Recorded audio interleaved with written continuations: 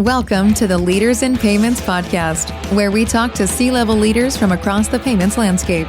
We'll be discussing the products and services that impact the payment space today, as well as trends and predictions for the future of payments. We will also hear stories from our guests about their journeys to the top.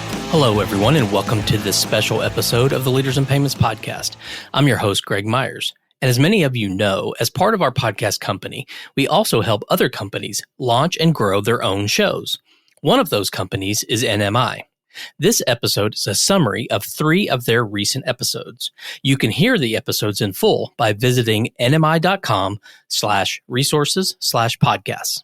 In this first section, I'm going to be summarizing how Gen Z and millennials are influencing payments with Tiffany Johnson, the Chief Product Officer of NMI. So, here are some of the highlights, starting with the definition of millennials. So millennials are generally defined as those born between 1981 and 1996. And they've really seen the evolution of the internet, personal computers, smartphones firsthand, giving them a unique approach to digital, non-digital payment methods. And we see that millennials really value experiences, sustainability, digital connectivity, and that really comes to life in their payment preferences. And then you have your Gen Zers who were roughly born between 1997 and 2012. And they're really the first generation of true digital natives. And you see them starting to prioritize things like speed and convenience and seamless digital experiences coming to life in their payment preferences. I think those are great definitions that set the table well for our conversation. So we're going to spend a little more time on Gen Zers since, as you mentioned, millennials have been influencing the payment systems for quite a while now. But what are some characteristics of millennials that the NMI customers, ISOs, ISVs, PayFacs, and banks, like what should they be thinking about? Absolutely. So millennials, typically you're looking at people ages 28 to 43, kind of in that general range. And you find that this demographic is very savvy, but they're diverse. So millennials are comfortable with technology, but they still use a mix of payment methods from cash to credit cards to digital wallets. You see a lot more diversity there. Millennials tend to prioritize and prefer brands that offer quality products, exceptional service, and they're very conscious of brands that support high ethics and sustainability. Convenience is key for millennials, especially during COVID, and I'm a victim of this as well. We got very used to convenience like DoorDash and Instacart and just the different experiences that help relieve stress from busy schedules. And so you see a lot of millennials valuing convenience. I'd say one thing that comes through pretty loud and clear for both millennials and Gen Zers are privacy and security concerns. And we see that both generations are prioritizing this. Now, Gen Z tends to prioritize convenience a bit more than millennials, but millennials have lived through the evolution of different data breaches and pretty public events, so they tend to be a bit more cautious. So, like you said, millennials have been influencing payments for a while, but they are still a buyer persona to be aware of. Well, let's dive into Gen Zers. And they're really the first generation to own a smartphone from a very young, early age. And some consider them the single device generation, which I love that term. But what does this mean for payments? So there's definitely an expectation within Gen Zers. And again, Gen Z, we're talking about roughly age 12 to 27, right? And there's this expectation for seamless integration, more so than other generations, because like you said, they've grown up as the single device generation where they expect all different platforms to kind of be in one place as a standard feature. And they're mobile first. They use smartphones for shopping, for banking, for entertainment, and are much less likely to carry cash and physical cards than older counterparts. You know, it's really interesting. So my oldest son is 14. He uses Apple Cash and he uses Greenlight investment. So he has been doing fractional investments since he was 8, you know, and he can take out a loan from his parents, from us, and we can charge interest. And just the amount of payments maturity that he is exposed to with tools that exist for him that just didn't exist when we were growing up. And it's really interesting to see not just the single device generation, but how much more mature they are with the different financial tools than their predecessor generations have been. And if you don't mind, Tiffany, as we close out the show, can you give us a brief summary of the key takeaways for all of the NMI stakeholders? Of course. I, again, just love the series you're doing here, Greg. It's so easy in this industry to get sucked into the cool technologies and to be really solution driven. But you're bringing it back to where it counts. And that's, what are the consumers expecting today and how is that evolving? Because solving customer problems in ways that resonate and meet customers where they are is going to be key to the next chapter of this payments evolution. So I'd say if there's any takeaways, embedded payments are important. The best payment is the one that you didn't know happened. So prioritize that experience, and security and trust is key. In the second section, I'll be discussing how these demographics are affecting payment technologies with Vijay Sandhi, the CEO of NMI. Let's start with the technology that these groups want to pay with. So can you speak to some trends around mobile and digital payments and the different payment methods and even maybe BNPL? Can you just give us an overview there? Sure. Let's start with physical payments, which is using the good old credit card that's in a wallet. And those are two words that are probably very foreign to Gen Zers. They tend not to have what we would remember as physical wallets, these thick things that had, checkbooks and bulging cash and coins. And then we added cards. We thought that was modern. Then we made them contactless and put chips on them and called them EMV cards. They are just thinking of today, the phone being the wallet. So when you say the word wallet, they think of digital wallet, PayPal, Venmo, Apple Wallet, Google Wallet. And so when we think about mobile is an extension of a Gen Zer's personality and almost physical body. And I would say that millennials sort of celebrate that as well, maybe not quite as take it that much for granted, but clearly the mobile and the digital is the only way they want to pay. They are not interested in the older swiping, dipping, tapping, or, goodness, God forbid, cash or check. I feel like there's a generation there that if there's friction, they just go somewhere else. I mean, they're just going to get if it's a website or an app or whatever, they're going to go somewhere else almost immediately. Yeah, one of the things that our research has done around the Gen Zers is that the word friction doesn't enter in their vocabulary, and they are also not brand loyal. So they will not go out of their way to accommodate a complex checkout flow, which has a payment method that they may not like. They may even have it. They just don't prefer it. They will immediately flip to the next brand where the payment experience is the one which is more native for them.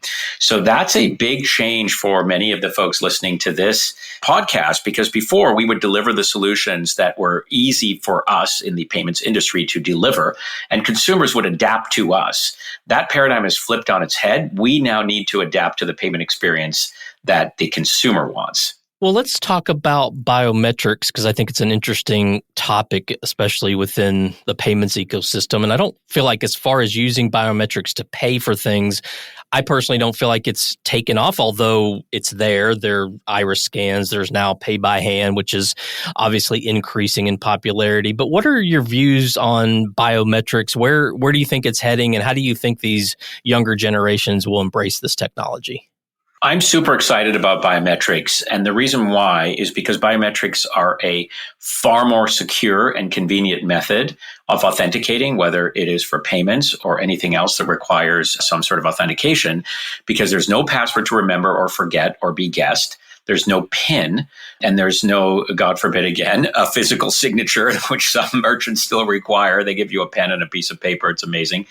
And so I'm a very big fan of biometrics. However, the complexity with biometrics has to do with the privacy utility trade-off. And for Gen Zers and millennials, ironically, they are so digitally native and are very open to publishing all kinds of things that older generations would not online. They are very concerned about privacy. So I think before we tackle biometrics, we need to delve into privacy versus convenience, or privacy versus utility. Well, let's turn to the last subject, AI. And I don't have many conversations these days about payments without the topic coming up. But some of the several use cases or several common use cases are things like fraud, customer service, marketing. But when it comes to payments specifically and tied to this younger generation, where do you see AI making the biggest impact? So AI clearly, as we see it today, is in its very early infancy. And what I believe is it's a little bit like when the motion picture was invented. One of the things that happened when they invented moving pictures, as they called it back then, was they went into the theater where a play was going on and they set the camera at a fixed position and they filmed the play. They didn't have the sound and they basically did what they thought they would do themselves. They didn't think of you could make a movie where you could splice together different scenes. You could have different camera angles. And so it took them years and years to realize that the motion picture and the movie was much more of a technology than just filming a play in a theater, which was just time shifting. I think AI is very similar. Right now, we are focusing and gravitating towards the items you mentioned, like fraud and marketing and security. But really, I think AI, we don't know how it's going to play out. My vision would be that AI can help us by intersecting with payments and financial management to really move towards what Gen Z is pushing us, which is a world in which we are spending our money on experiences, on changing the world to make it a better place and living a better life versus literally just balancing the checkbook and trying to accumulate material possessions. Well, before we close out, if you don't mind, can you kind of summarize for us, give us a brief summary of kind of the key takeaways if you were talking to your partners and customers and others, that are stakeholders within NMI? Could you kind of give us a summary of what we talked about? I think the first thing to remember is that change is the only constant. And so the speed of change is also increasing like Moore's law with the clock speed of chips. So we should be ready to adapt as fast as we can. And what we try to tell our partners is because we are a payments infrastructure company, you focus on your business, whether you're in the medical dental software space or you are an ISO that is servicing, let's say, field service or the hospitality industry, focus on that part of the business, on what is the best experience you can deliver where payments literally disappear. And we will make sure that we adopt the technology that goes into what I call leading edge, not bleeding edge. We don't want to adopt technology too early, but we don't want to adopt it too late. The second point I would say is closed loop solutions probably don't scale. So look to adopting the broader based, the Visas, the MasterCards, things that will touch all bank accounts versus a closed loop system. And that is where we focus on rather than supporting, let's say, a Starbucks card only. We'll give you an open wallet from Apple or Google or someone else. And the last one is remember that we are all millennials and we are all Gen Zers. So even though we talk about 68 million Americans are Gen Zers and they influence the trends, we actually follow what they do. So put yourself in those shoes of the Gen Zer and think like them, regardless of what age demographic you are serving or that you come from. And finally, in this last section, I'll be talking with Kate Hampton, the Chief Strategy Officer at NMI, about the importance of omnichannel in meeting Gen Z and millennial expectations, and how payment orchestration makes everything possible. Can you give us a basic definition? Certainly. Omnichannel, to put it simply, all it means is consistent, connected, and seamless shopping experience across multiple channels. And these channels are in person, mobile, online, unattended. But the important step of this strategy is the payment step, which we're here to talk about. Great. What are the consumers' expectations today, or maybe asked in a different or better way, what are their pain points when it comes to the shopping experience? So that is a very broad question that we can take in many directions. But if I had to boil down the answer, it's going to be they want to eliminate friction. And friction can come from, for instance, seeking information and decision making. So take, for instance, as a consumer, as the card holder, do you guys take Apple Pay or card only? Can I tap? Can I dip? Can I pay in app or do I have to do it at register?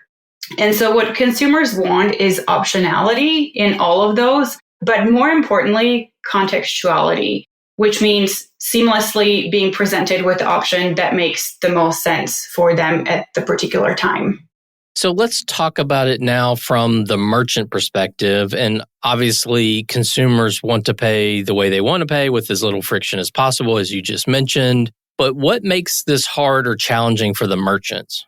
For the merchants, so if you think about who they are, merchants are experts in things other than payments. They can make the best coffee in town. They can deliver the best pizza. They can provide the best CPA advice around in the whole county. And so what merchants have to do is they have to entrust their customer experience to someone who understands their needs, but also their customers.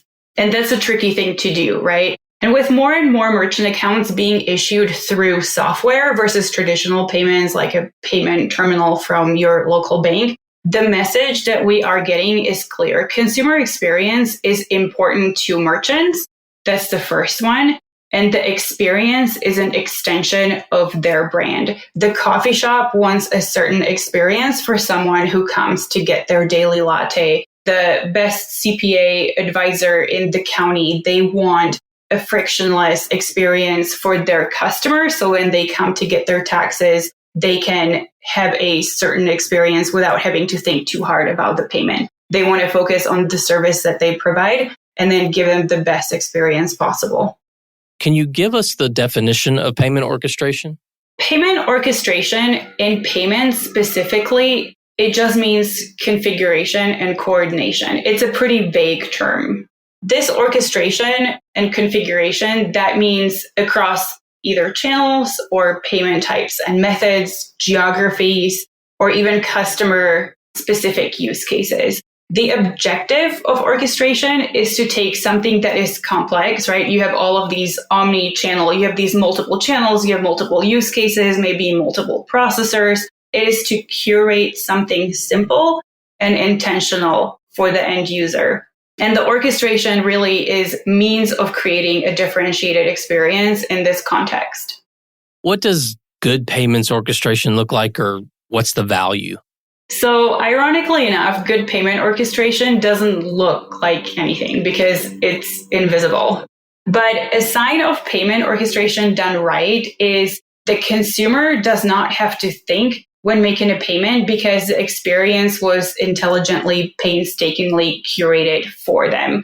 The value is a broader topic, and it depends on the stakeholder, anything from superior experience, differentiation, future proofing, less customer calls, you name it. Orchestration, though, if I had to boil it down, is so commonplace now that these values are non-negotiable anymore. So you have, for instance, majority of SaaS platforms that curate differentiated payment experience. They're really orchestrators. If you think about it, they take the use case, how users of their product are going to interact with it, and then they weave together a solution that presents itself at the right time. Or even retailers that have an omni-channel strategy, they're really the orchestrators because they orchestrated what is appropriate for their target market. If you don't mind, would you sort of connect the dots for everyone between the customer expectations, omni-channel, more from kind of the merchant view, and then this payment orchestration concept? Can you kind of connect the dots for everyone? For sure. So all three that you mentioned, they go hand in hand, right? Customers expect a curated experience. The payment orchestration is the means of curating that experience, and omni-channel offers optionality from which that experience can be curated. A special thanks to NMI and specifically Kate, VJ, and Tiffany. And as a reminder, to listen to all 3 episodes in full, visit nmi.com/resources/podcast or go and listen anywhere you get your podcast. And to all you listeners out there, I thank you for your time. And until the next story. Thank you for joining us this week on the Leaders in Payments podcast. Make sure you visit our website at leadersinpayments.com, where you can subscribe to the show and where you'll find our show notes. If you enjoyed listening, please share on your social channels as well.